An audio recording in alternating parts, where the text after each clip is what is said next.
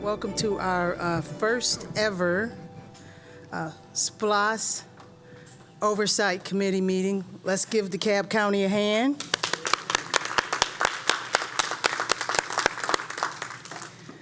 My name's Dolores Crowell, and I work in government affairs for DeKalb County. And I've been involved with SPLOST since my first day of work here, which actually yesterday was a whopping 17 months. It's been a great experience, and it gets better and better every day. So what we're going to do tonight, I think everyone has a copy of the agenda. Anyone that's in the audience that doesn't have one, we're having some additional copies made. Tonight, what we wanted to do was do an overview and get a little bit of historical information for some folks, but then also start organizing so that when you come to your next scheduled meeting, which the advisory group will be doing on your own, you'll be deciding when you're going to meet again. You can have a very productive meeting, and you can be focused on the things that everybody wants to talk about. But nonetheless, housekeeping and organization is important. I think it prevents us from getting off track later on. And what we wanted to do tonight is, first of all, open it up to the public and give some comments. Now, going forward, the Oversight Committee would need to decide how you want to format that. But we thought it would be appropriate to have the public come up and speak first. If you're all in agreement, we can limit that to 10 minutes. Does that sound fair? And I think that will give us enough time to get through the rest of our agenda.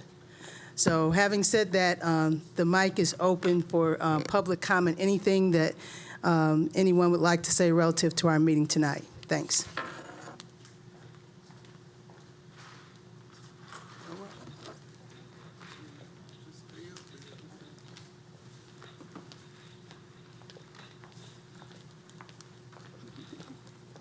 Okay.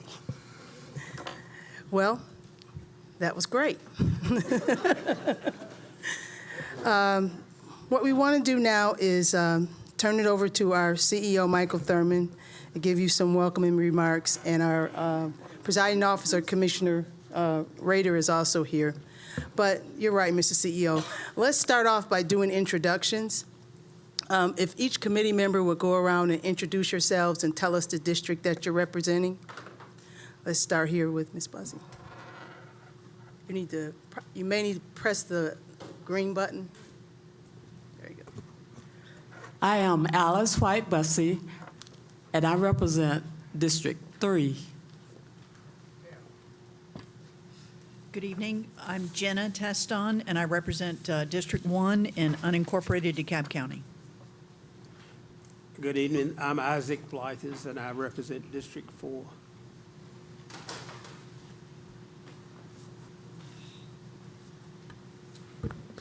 Hi, my name is Teresa Hardy, and I represent the unincorporated DeKalb, living in District 3 and 7. I'm Nancy Love, and I represent District 2. I'm Roderick Frierson. I represent District 5. Ellen Nash, District 6. Charles McCorkle, District 7. Okay, we're going to try former Commissioner Gail Waldorf. She was unable to make it tonight, but we do have a conference bridge that's set up specifically for the Oversight Committee. So we can move forward in the agenda. We'll try to ring her up and make sure that she can participate. Any information that we share here tonight, if it's not on the website, we will be posting that over the next day or by Monday. Is there any other comments that we need to make before we get started? All right. Seeing none, let's turn it over to our CEO, Michael Thurman. Good evening.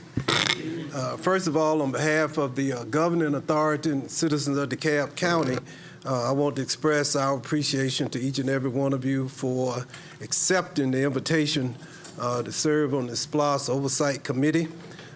As I've stated on multiple occasions, we're on the precipice of, I think, a major transformation here in DeKalb County, a historic one that we are very excited about. We've come we've on a tremendous journey to reach this point where we are beginning now. Well, first thing, tax bills will go out tomorrow.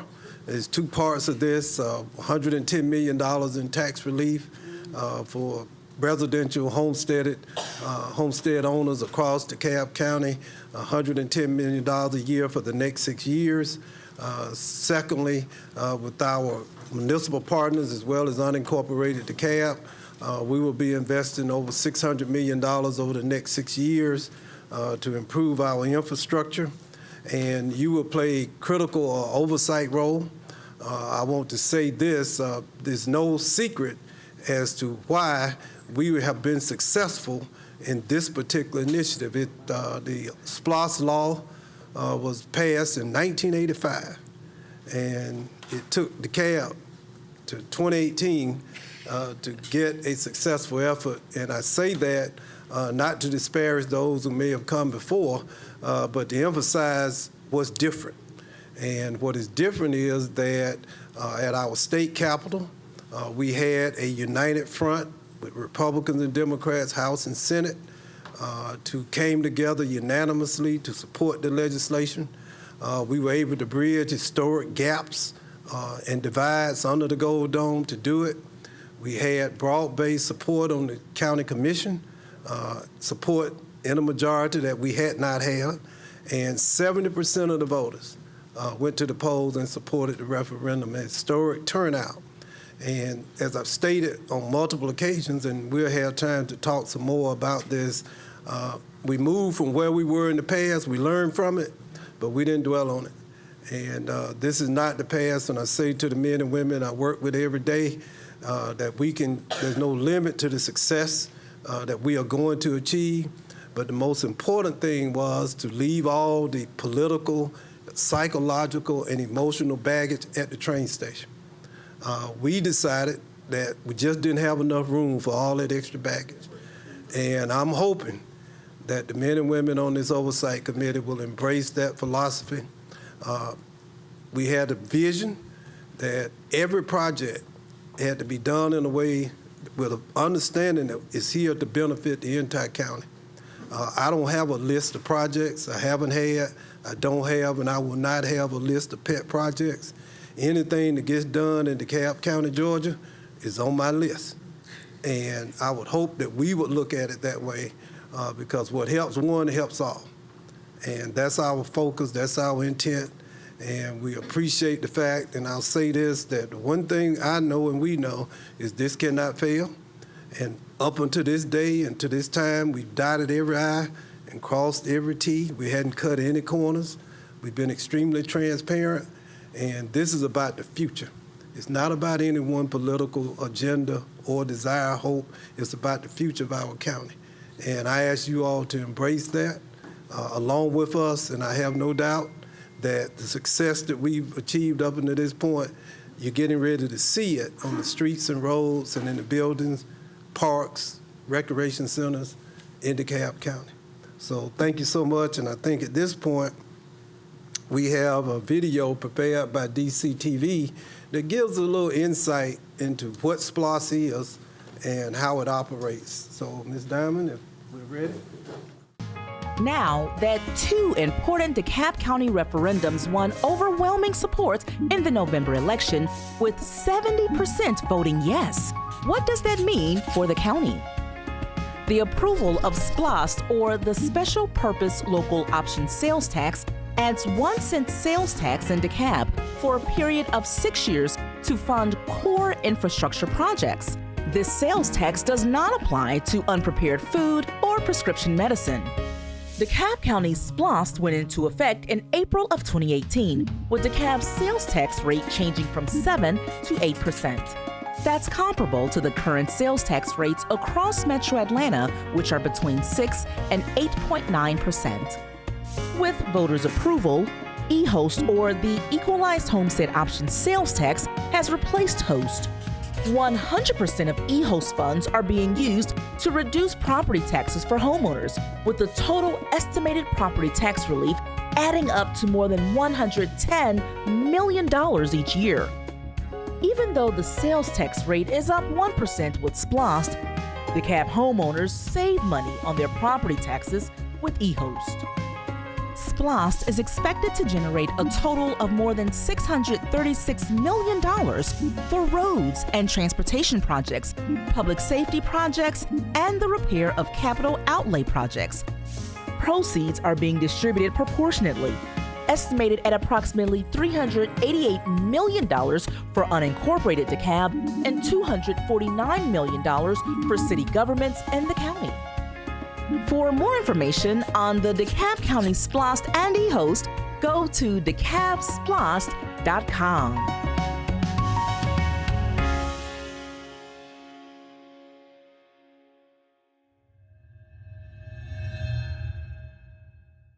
We'd like to bring up our county attorney.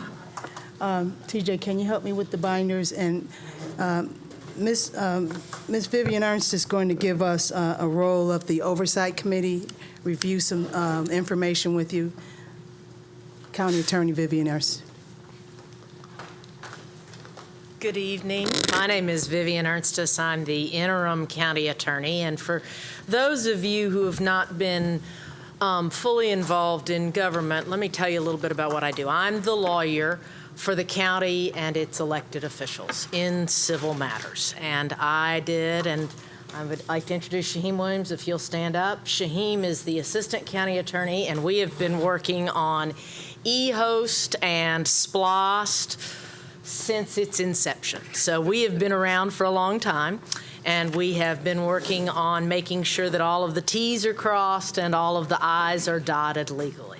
And so the CEO asked that I come in and sort of go through with you a little bit about your roles and responsibilities and give you sort of an understanding of what we are asking you to do. And so thank you for your service. We know that you have, everybody here has got things they want to do, jobs, grandchildren, children, other things that you would like to do. And so we really appreciate that you have agreed to serve in this capacity. The reason that you exist is that the CEO and the Board of Commissioners adopted a resolution, and that's just a document creating the Oversight Committee. And they adopted that in January of this year. And now what that resolution does is it sort of is the overarching structure of how you operate. And so in your notebook, if you will take a look at, which tab is it, Ms. Tab 7. If you will open to tab 7 with me for just a moment.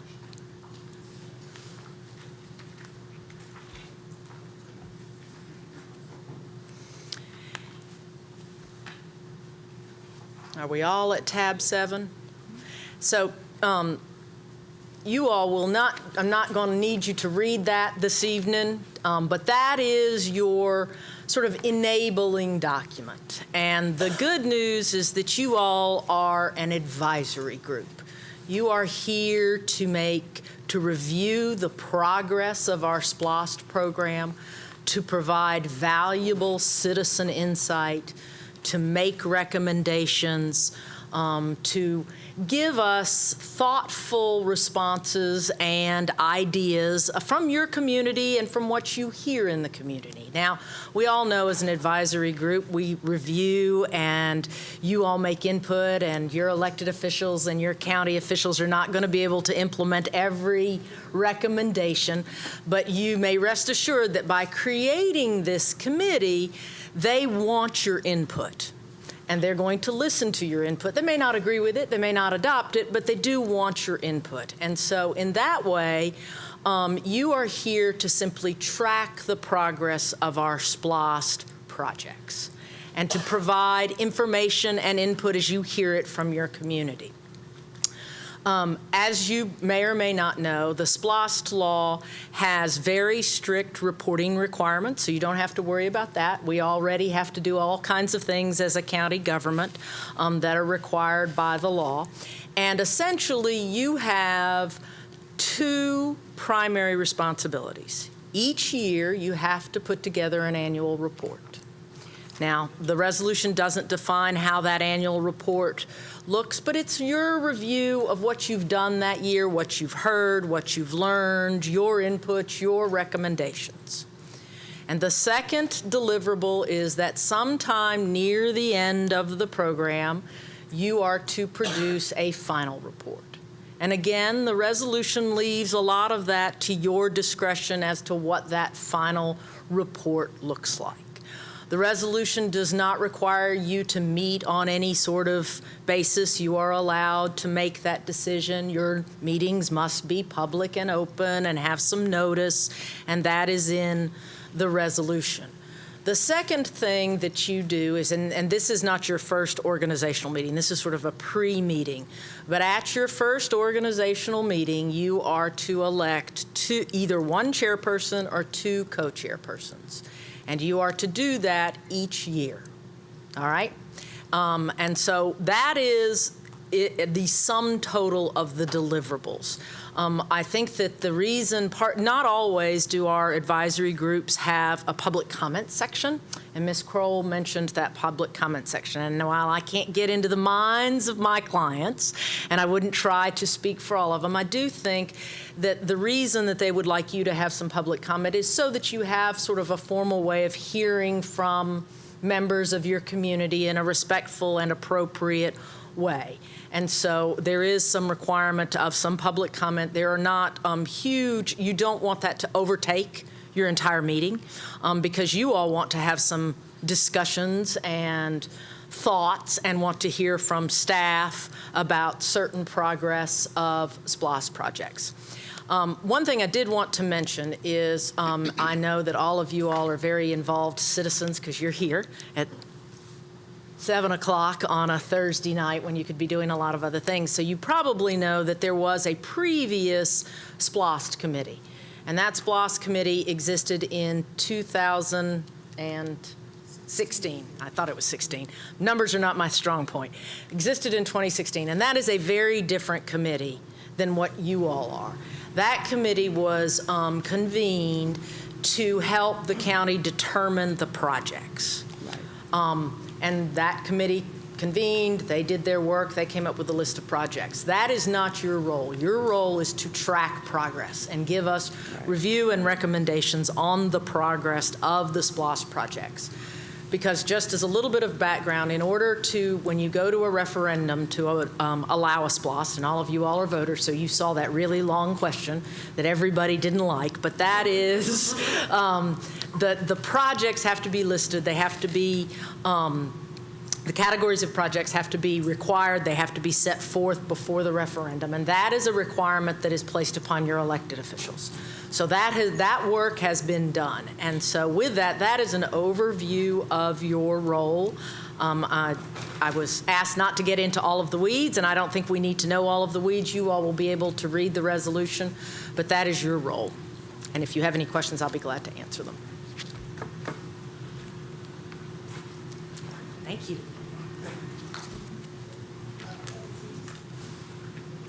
We can go on.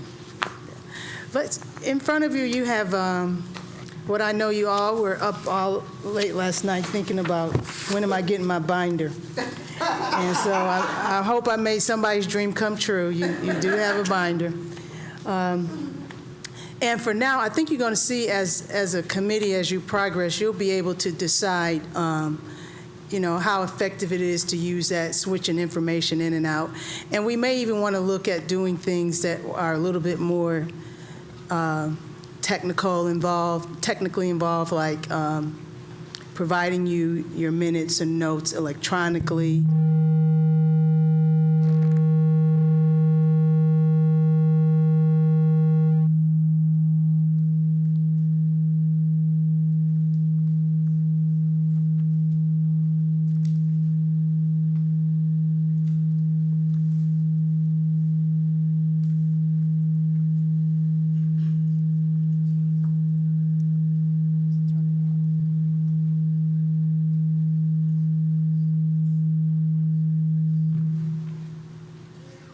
Okay.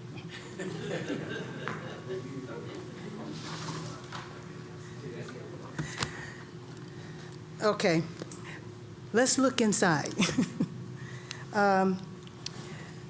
What we tried to do was, especially for the benefit of people that may not have been following every move that was made during the 2017 General Assembly, we tried to put together kind of a story to tell you how the bill was developed, you know, where it came from, and some of the key people and events that happened during the course of 2017 and up until where we are today. So one of the things we did early on, and while we didn't establish this early in 2017, I thought it was important because this vision statement that you see on the first tab is actually something that was adopted by the Board of Commissioners after a series of SPLOST vision sessions that we had. We had 7 sessions where we brought in a facilitator, and his purpose was to get agreement and cooperation among all of the commissioners to talk about where we see the county and how we will be using SPLOST proceeds. And so if you look at the vision statement that they all adopted and came up with, the vision statement for the county for SPLOST is that DeKalb County's special purpose local option sales tax will support countywide improvements that promote a high quality of life for our residents. And I know it's a brief statement, but I can tell you it took several meetings to get there. And that was just because it was a very thoughtful conversations, and I think people also were trying to take advantage of lessons learned from maybe 2016. There were some good things that came out of that, and they wanted to leverage those positive things and perhaps not fall into some of the same roadblocks that didn't allow them to have the kind of success that we wanted to. So if you move on to the second tab, it's labeled Senate Bill 156. Now this is the enabling legislation for SPLOST, and just to step back a second, if you recall in 2016, there were a couple of things that were the reasons for it not being as successful, and one of them was language in one of the bills, and what SB 156 did, I'm sorry, what House Bill 143 did was it corrected some of that language. So we had 2 challenges in the 2017 session. First, we had to correct the language in the bill, and we did that with bipartisan cooperation between the House and Senate, Democrat and Republicans. Their leadership got together and figured out what do we need to do to correct this language so we can move forward. We were successful in doing that, and those accolades go to the leadership in both of those houses. And we came up with Senate Bill 156, Senator Fran Miller's bill. And this bill started out looking very different than it did on November 7th. Initially, the bill was completely transportation without any opportunity to do any capital improvements. It had no special exemptions for food and drugs. And that was an exemption that the CEO was very deliberate in working with Senator Miller on, because it cares for folks that are negatively impacted by the regressive nature of a food tax. And this makes our SPLOST legislation very unique. No other SPLOST legislation in the state has this kind of exemption. So that's something we should be proud of in DeKalb. So this tab is the last bill that was approved one day before the session ended. We literally were there late at night to get this passed. The next tab is really is a visual, and we think it was important because we actually had a bill signing. And I think that's also something that's unique to DeKalb. I don't know if we ever had a bill signing, but this was something that was not only appropriate, but it was a physical demonstration of Republicans and Democrats working together, and we felt like it was setting the tone for everything we did after. There's a little note in there afterwards, the invitation that the CEO sent out, inviting the commissioners, the city, any elected official, and everyone to that meeting. The next tab is actually the budget that was approved by the Board of Commissioners. And there's a cover page on most of these sheets where I feel that it may be helpful to have a little background information. And this cover sheet is just explaining to you that the budget was something that was developed over a long period of time. It was based on factual data, carefully scrutinized by our Finance and Budget Committee. And the document that you see in here is what actually was voted on November 7th. So we've got the bill passed, we've developed the budget, and now we're ready for the campaign. Because of the laws around SPLOST, there was an advocacy group and an education group. We were not allowed to participate in advocacy, so we did a lot of things to educate people on what SPLOST was, what it wasn't, the benefits of it. And we did that by going to a lot of community groups. We had public meetings. We participated in CID meetings. Any place we were invited, we came to talk about SPLOST. All the feedback was positive. And then you'll see behind that are examples of FAQs that we developed and started putting on the website. We felt that was important so people could ask questions and be as informed as they could before November 7th. And then the two last pages in that tab 5, you'll see where it says SPLOST was passed by over 71% of the voters. I believe we had victories in every precinct in the county. And to celebrate that, we had an appreciation lunch, and many of you were there for that. On to tab 6, and this is a big one. This is where we started working. You know, we've got the bill passed. We've got the budget passed. The voters have spoken. They want the SPLOST. So now we have to decide how are we going to manage it. And the decision was made to have a program management style type of management for the SPLOST. And let me just say, we didn't do this in a vacuum. We went and we talked to other people that had successfully done SPLOST. We talked to Gwinnett. We talked to Fulton. We talked to folks in Cobb. So we got a lot of intellectual data of people who had done it right and had been doing it since the 80s. And so we came up with this, the scope of work that you see here, and this reflects months of meetings with department heads really lining up the categories that were approved on November 7th to the needs of the county. And what the scope of work did was it describes in detail, very detailed information about what we want our program manager to do for us, the kinds of experiences that we want when we select the program manager, the kind of expertise that we're looking for. It's all in this document, and I'm quite sure you're all going to be going home tonight and reading through all 66 pages.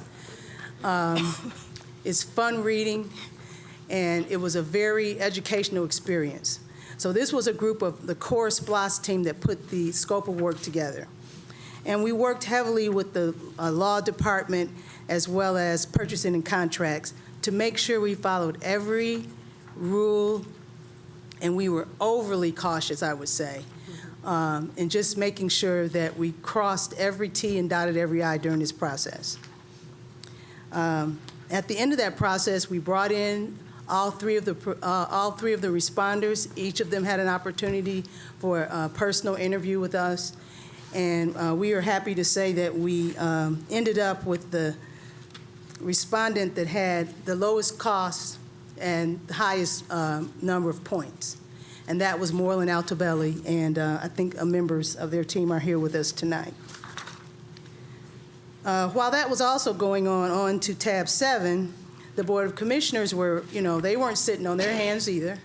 They were adopting the reason that you're sitting here now, going over the resolution for the 2018 or 2017 SPLOST Oversight Committee.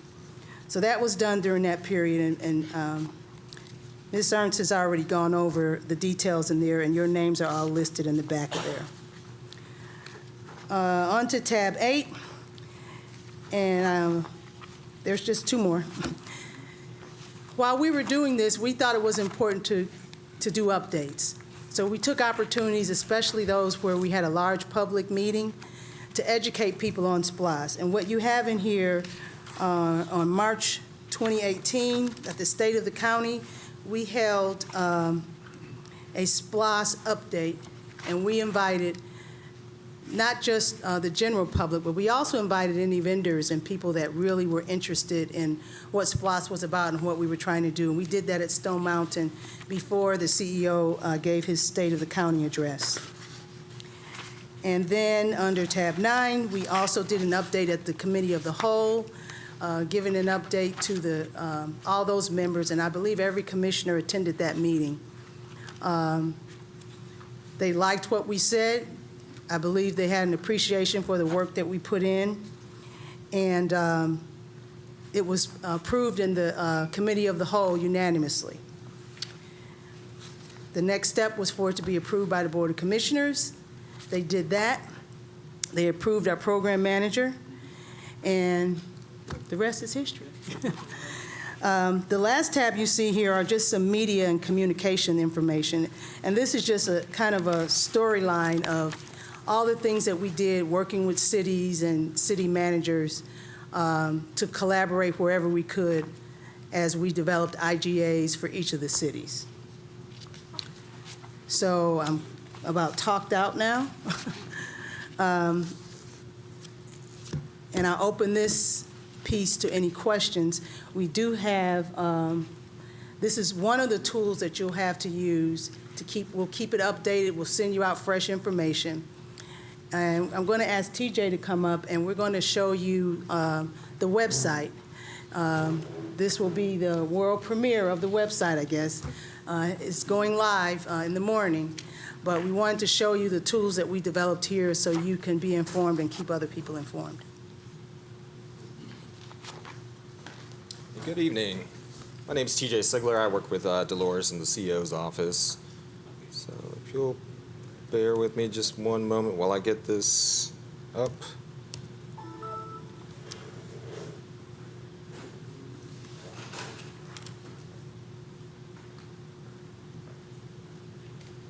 Okay, and as Dolores said, we're kind of debuting the newest updates to the SPLOST website for the first time tonight, so you'll be the first to see them. So the easiest way to get to the website is to just go to DeKalbSPLOST.com. And this is the homepage that it takes you to. You'll see we have the vision statement that was developed through the visioning sessions at the top. This is the video that we were trying to show you earlier. I won't play it right now, but if you want to go and look at it, that's available here. This kind of just gives you an overview of what SPLOST is, as well as the adopted project categories, the distribution by city and county, and what that was based off of, which was the population estimates for 2016, and a little bit more information here at the bottom. A lot of the information on the site, though, you'll get to through this menu on the left side here. The first link is to the history and overview, which goes through how the SPLOST was passed, as well as a little bit of background about what SPLOST is for DeKalb. Below that, you see a link for transportation. So this has all the transportation projects as adopted on here. And goes into a little bit about what the thinking was about creating that list. There's also a link to public safety and courts, which again goes through sort of the rationale of how the lists were put together, and then shows the projects down below in a table. There's a link for parks and recreation projects. And then this last link, it groups the libraries, senior centers, and health centers together just because they kind of have just one project apiece, which are just general repairs to all of those. The next link here is for citizen involvement, and this is where a lot of the information for the Oversight Committee will be. So this main link gives you some information about what the mission is for the group based on the resolution that's in your binder. If you click this little arrow right here, it'll also bring up these other links. The first of which is the committee members. So you'll see your name as well as who appointed you and when the term expires, which coincides with whenever the term of the elected official expires. The next link under that is the meeting schedule. And at this point, we have the open house meeting that's already occurred and then tonight's meeting. So that'll be moving down into the past meetings column or heading, and then we'll update this as we go along. So all this, is going to be continuously updated as we get new information that should go on here. Next link is to presentations and documents for the Citizens Oversight Committee. Right now, we have the resolution there. This is also where we'll post any of the minutes, other meeting notices, agendas, and so forth. So we should have that updated probably tomorrow with the information from tonight. There's another link for eHost, which was the other part of the referendum. So it explains what the purpose of eHost is, how it works, gives some background about what the impact of that will be for homeowners for 2018. How to know if you qualify for eHost, and then it also has this table at the bottom that shows basically how the eHost credit will be reflected on a tax bill.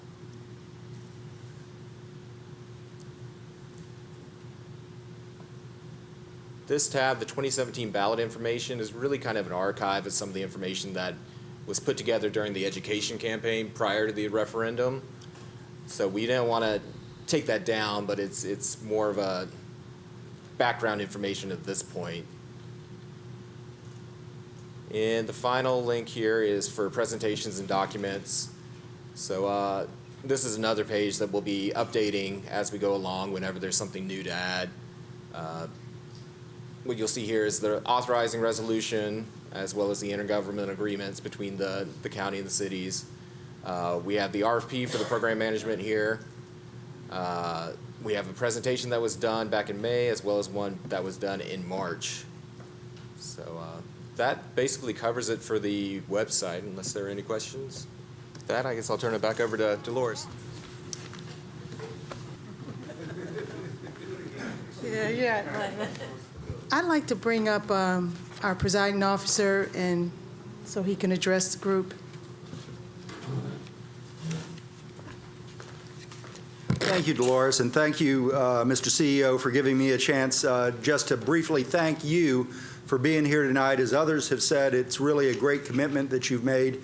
And one of the things, though, that I want to encourage you to think of yourself as representatives, not necessarily of any particular part of the county, but of the county as a whole, because this effort represents an important watershed in building confidence in the county's capacity to be able to improve your lives.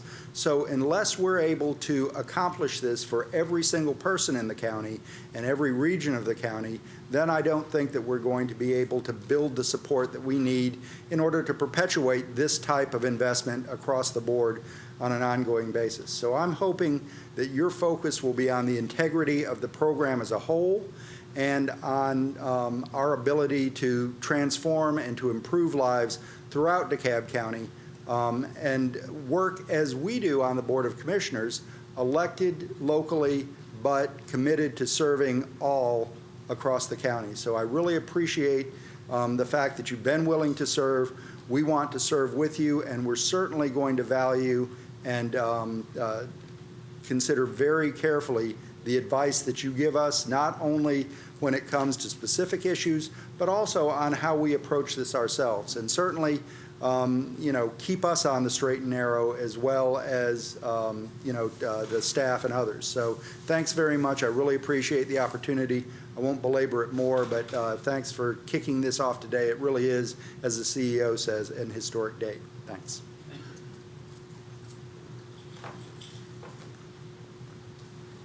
Thank you, Mr. Presiding Officer. And I want to say again, it's been a pleasure working with Commissioner Rader and the members of the Board of Commissioners and helping not just with SPLOST, but in so many other areas that we've had, I think, tremendous improvement over the last year and a half, from balancing our budget and building an $89 million fund balance, to improving our credit rating by Moody's and Fitch, to removing hundreds of tons of debris from our streets and roadways, a new mowing and right-of-way cleaning contract. We removed, the last time I checked, tons of debris from our sewer system, and I can go on and on and on. Eliminated a backlog of 27,000 Hale water bills that we could not independently verify.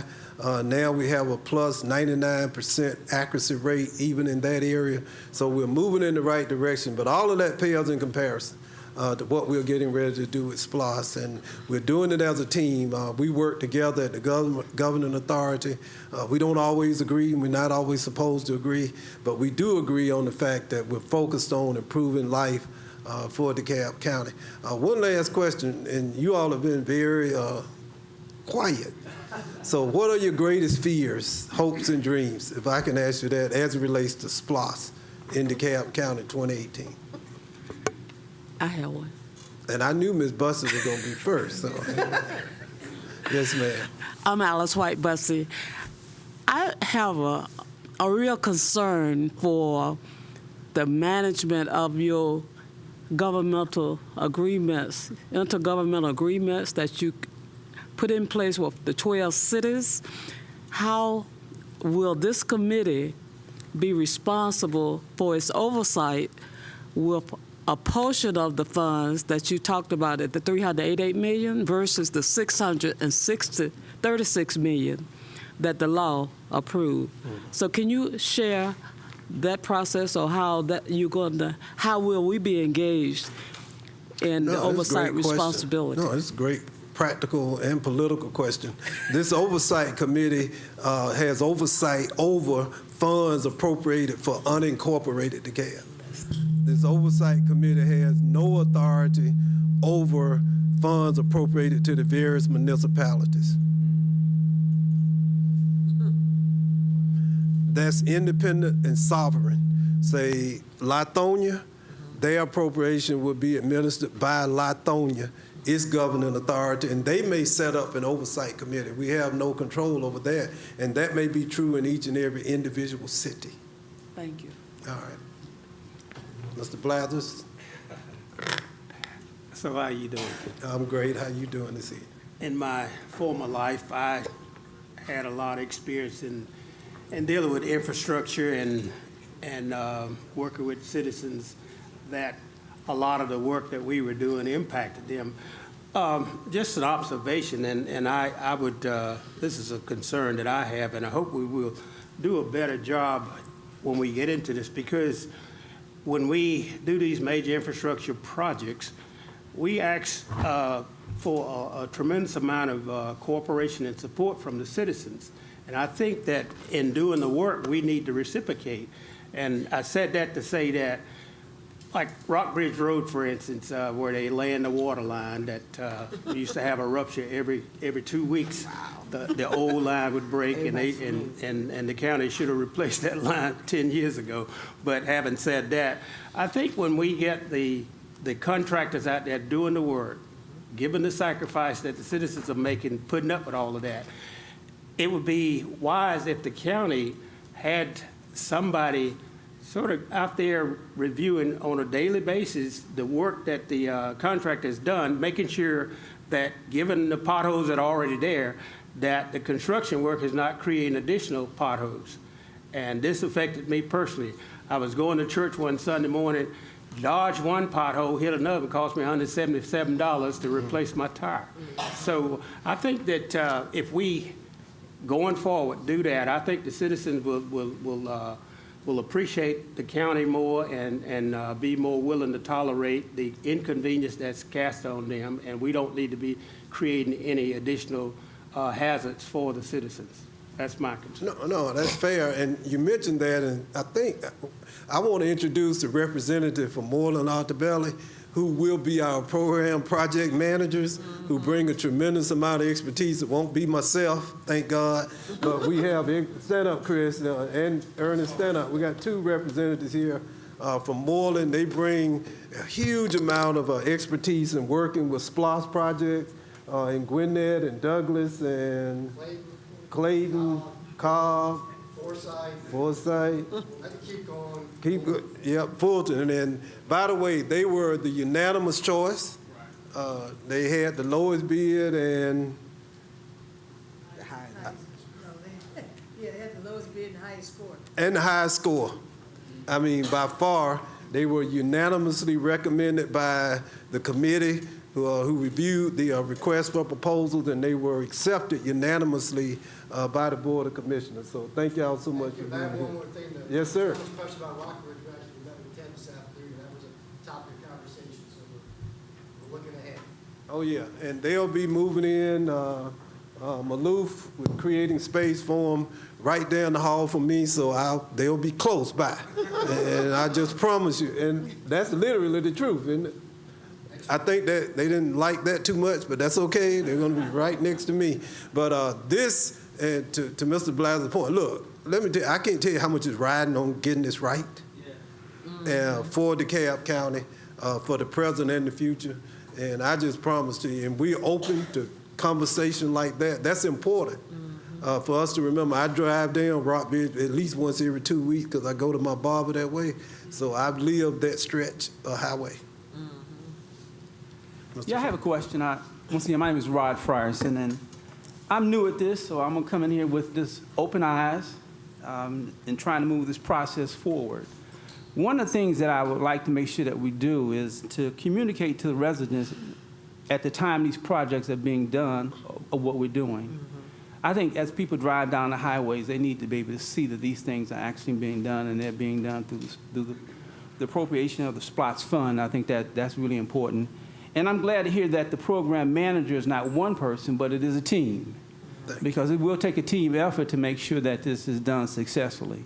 And I just look forward to working with them in the whole process. So I'm excited about this opportunity.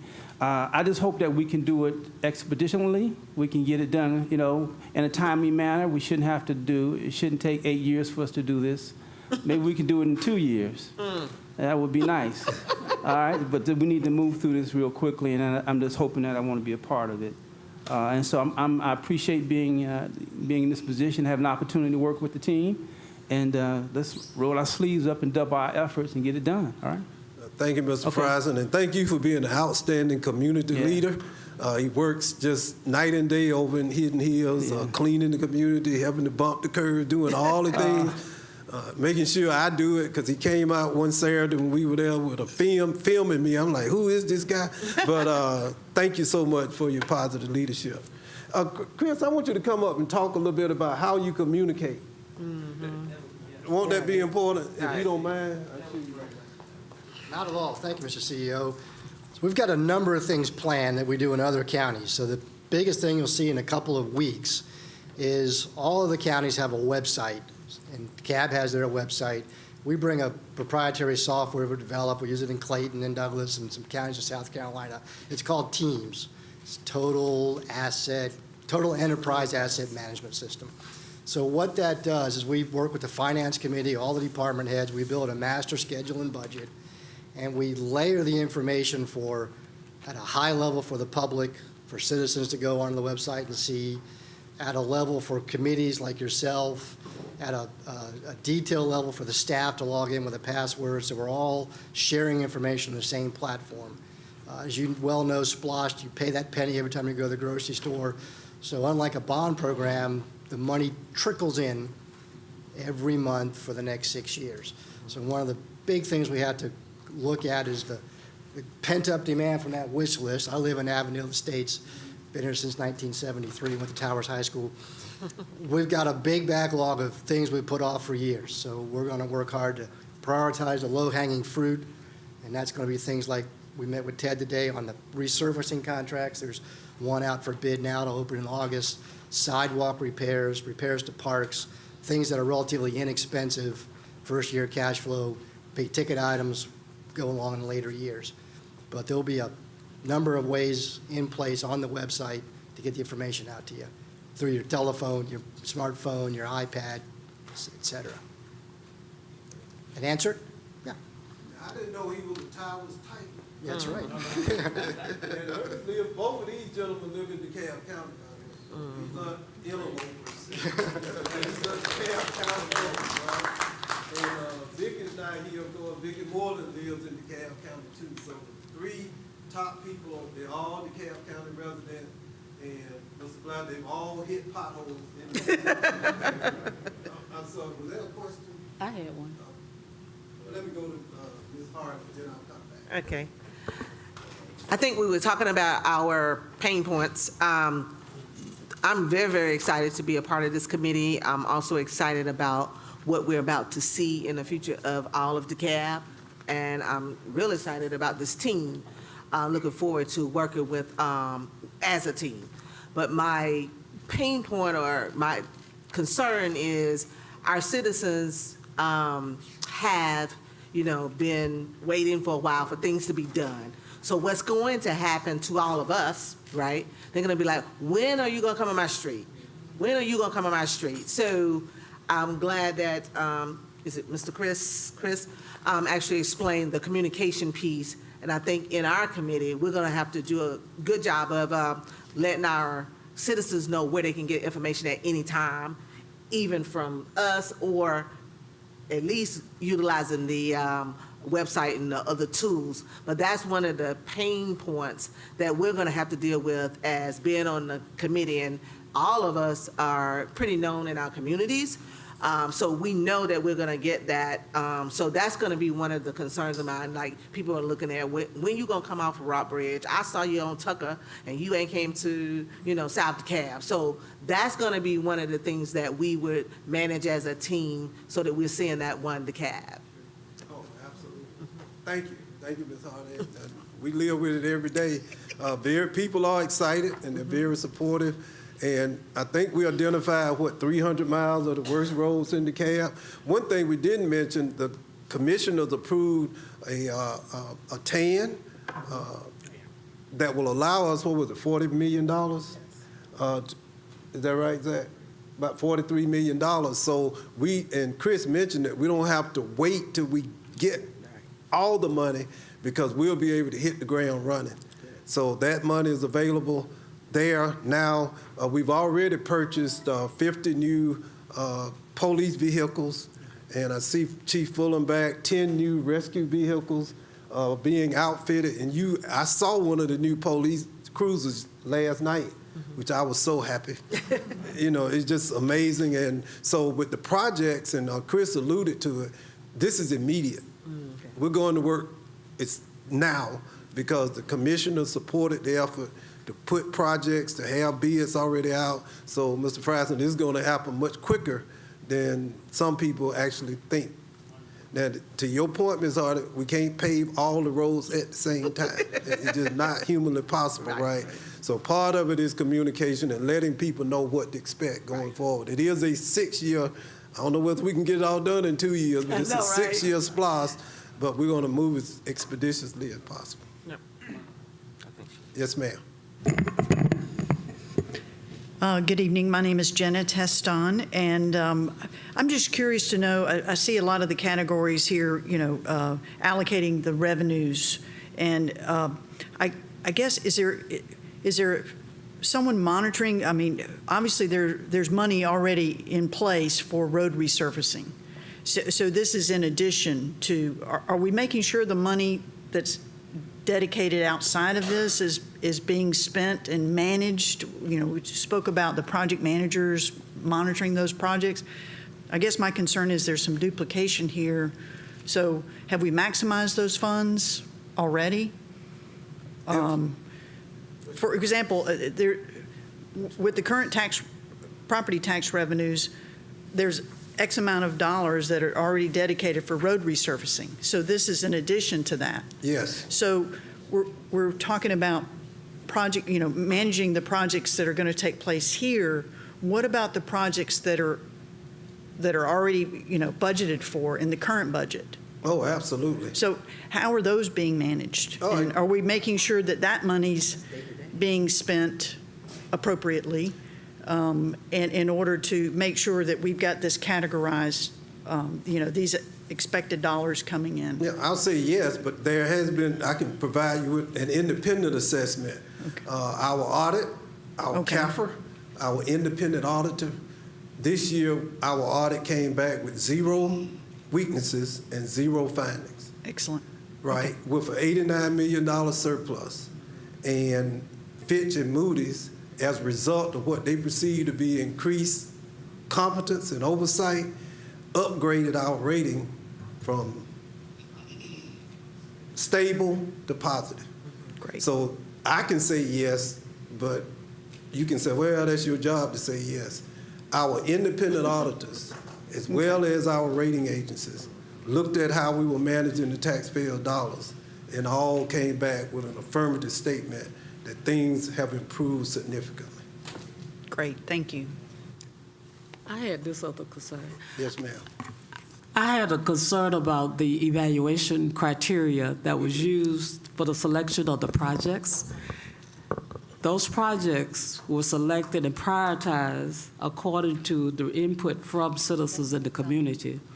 And when I see the list, I'm trying to ascertain whether or not we still put in the priority that was the community had already given us to those areas that have negatively impacted historically, not just with not having paved streets, but many of them did not have the parks and the amenities in those parks that were needed. Others had, like in the unincorporated DeKalb, you have the only landfill in the whole county, and that community is negatively impacted with its streets and with the quality of air that came out in our discussion over the past 2 years.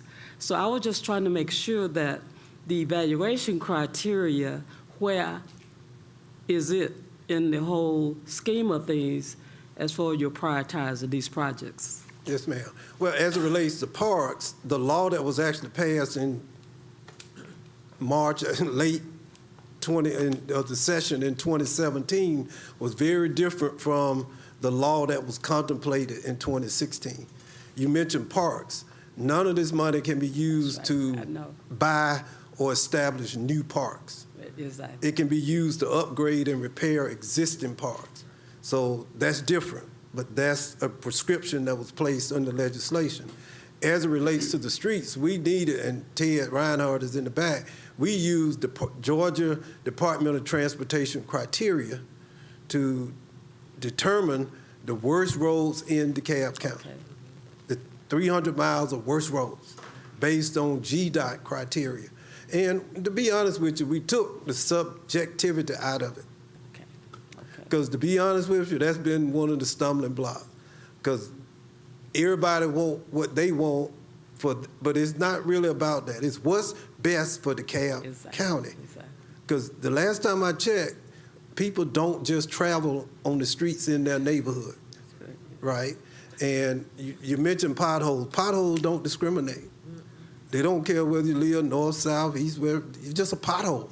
And so what we did was, rather than to be subjective, we looked at it based on an objective criteria.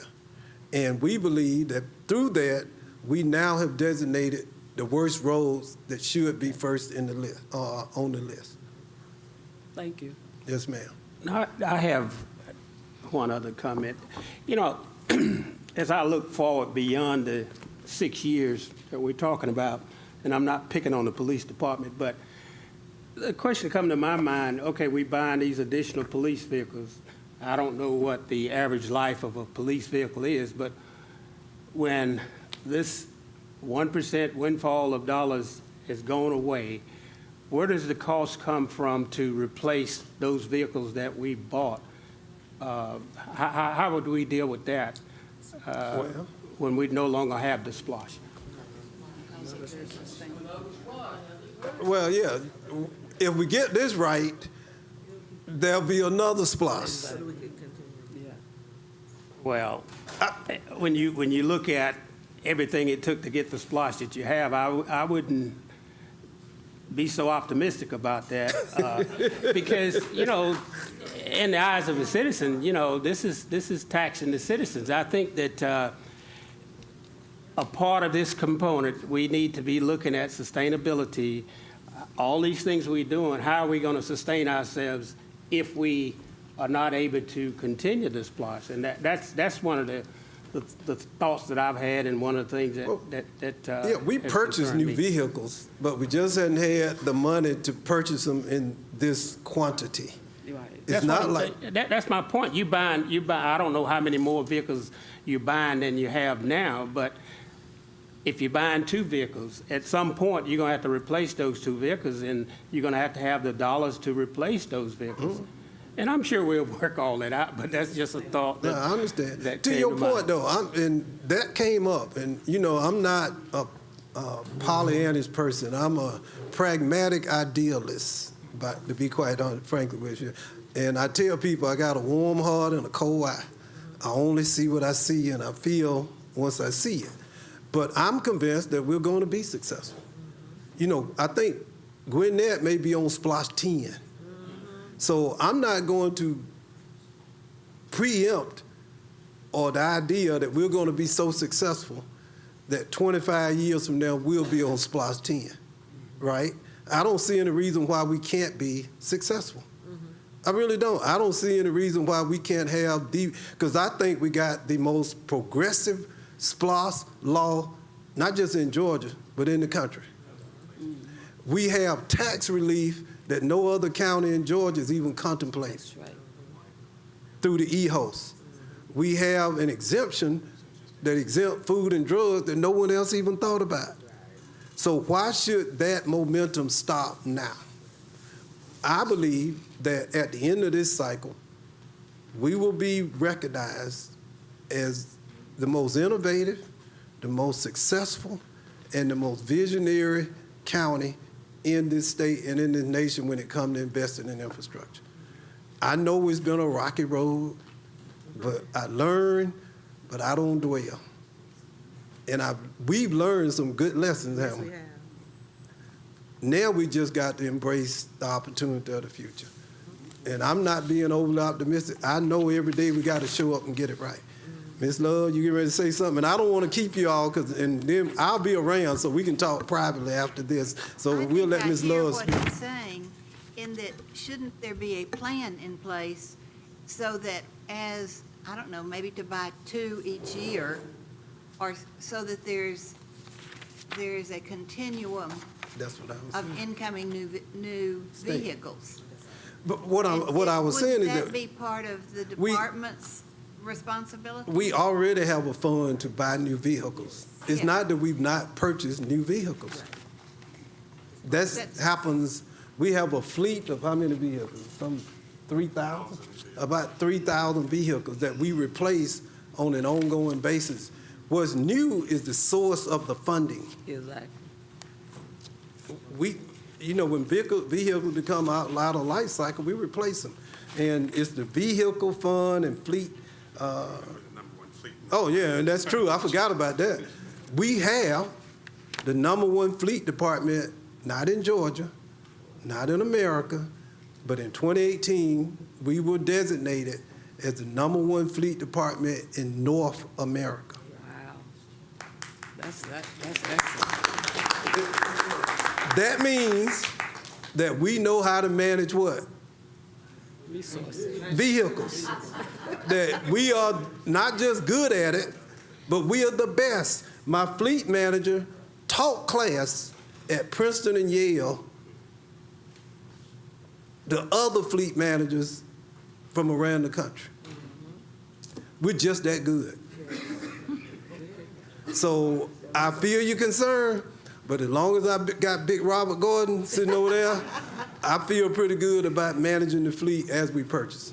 I thank y'all. This is fun. I'm having a good time, and I hope y'all, when it's all said and done, I hope you will feel like you enjoyed the process and the journey. Well, You know, my whole point was, I know. we, in addition to looking at the present, we need to be looking at the future and, you know, planning accordingly. That's all I'm saying. And I'm sure we're going to do that. No, but it's a great point. Let me just say, it's a great point. Something we hadn't done that well in the past, let me just be honest with you.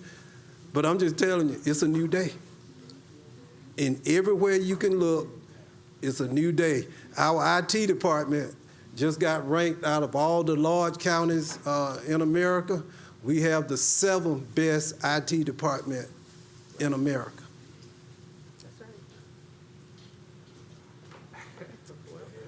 There is a such thing as giving high marks on low standards too now, you know, and I hope that we're not doing that. Well, but we can't, and I've said this before, the biggest thing we got to do is stop po-mouthing our own success. All right, thank y'all. Thank you, I appreciate it. Thank you. Yeah.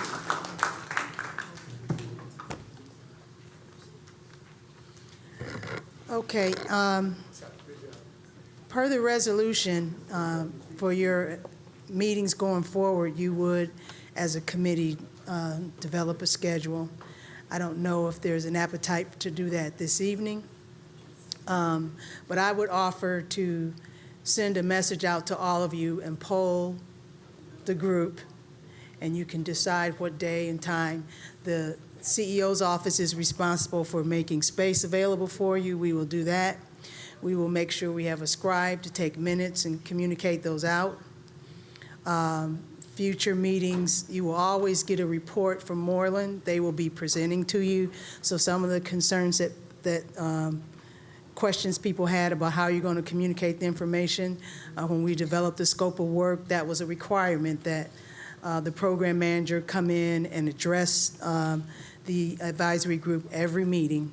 So either Chris or a member of his team will be here. But just to expedite the process for you, I would be more than happy to send that, poll the group. I'll send the message out tomorrow. I'll talk to you specifically, Ms. Bussey, as I always do. And especially in the absence of former Commissioner Waldorf, I think it'd be a good idea if we polled everyone, found out when is the next meeting time. You can select it, and myself and TJ and the rest of the team will be more than glad to accommodate you. Good. I would like to add that it's important that we keep this momentum. And so if we have to do this, you know, whether it's 2 weeks or every 3 weeks, whatever we need to do to keep the momentum, I think that's really what we need to try to sustain. And then as a result of that, we'll see the impact of what we're going to be doing. And I think that's what people have been waiting on for a long time. You say it's pent up. And so that was only my comment concerning that. So I look forward to us meeting again and us making this happen. All right. Just to add to that, just one thing for the Moreland group is to make sure, I don't know when are we going to get anything from them? How are we talking about the time and the schedule, right? So if we're scheduling a meeting, whether it's every 2 weeks or once a month, we want to make sure that we get the information prior to the meeting so that we are prepared to come in and do what we need to do and we can go home. I do not want to start us off by getting information a day before or the day of, because I think all of us have a life outside of being here. But in order to do the best work that we can and be productive, I just want these meetings to be productive with an agenda and preparation and decisions and all that stuff prior. So do we know what's the expectations of the program management group to get us information prior to our meetings? We're having an internal meeting with Moreland tomorrow. And I'll be glad to, when we communicate out, when I poll the group, I'll be talking to Chris and come up with some items that I know he'll be comfortable and at a place in the process that he can discuss with the team. And I'm sure they'll be more than happy to be here and address any questions that you have. Okay. I'm speaking for you, Chris. That's okay. Okay. Anything else? I'm not sure, off of one of the questions that was raised in reference to how the priority will be prioritized for projects. Is there a list and any detail? I'm not sure if that's a Moreland question. Well, to answer your question, one of the reasons, as the CEO said, we kept things in categories was because we wanted the program manager to come in, because that group has the expertise really to help us prioritize and set those targets for the projects. So we're putting a lot of responsibility on them because we're paying a lot of money, and we expect that level of detail. So in terms of project lists, they will be developing those. They will share it with the committee. You'll give your input and insight, but ultimately the governing authority will be voting on how the projects will move forward. Will they also be responsible for sharing with us what projects are still at bay, which projects are still needing attention, and where will we get information? I believe the reporting, I'm not sure of how Chris would have to speak to specifically how the reports will be displayed, but I feel very confident that just based on their experience and knowing what they've done in other counties, that your questions will be addressed in the status of projects along the way. And I think that interactive application that he referenced will tell you that. Okay. You had somebody back there.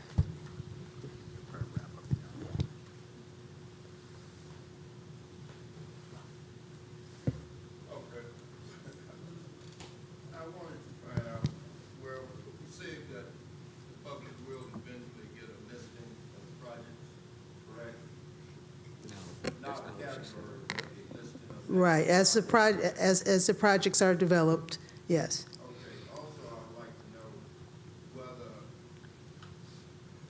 during this whole process, did you determine or set a percentage to give to qualified minority contractors for these projects? Is there any specified percentage that's going to be given to Absolutely. We have two tools that we use in the county to ensure that citizens in the county are considered for projects as well as vendors, and that's our LSBE program. And for this particular project, I believe that the requirement was 20%. Some of the people that bidded on the contracts exceeded that amount, and I believe Moreland was one of those. So we're very comfortable that minority and small businesses were taken into consideration and had an opportunity to participate in the RFP process. We had regular meetings right here in this auditorium where all of those, anyone who had an interest in participating with, especially some of the larger firms that were applying, they had an opportunity to apply.